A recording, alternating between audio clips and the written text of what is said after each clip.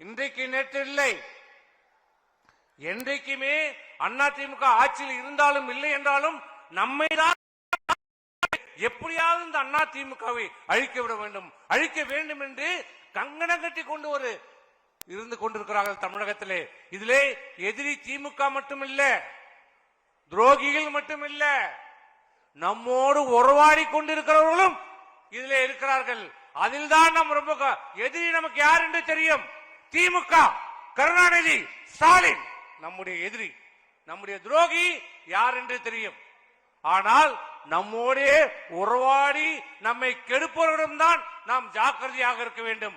சில அரசியல் புரோக்கர்கள் இருக்கிறார்கள், அவர்களிடம் நாம் ஜாக்கிரதையாக இருக்க வேண்டும்.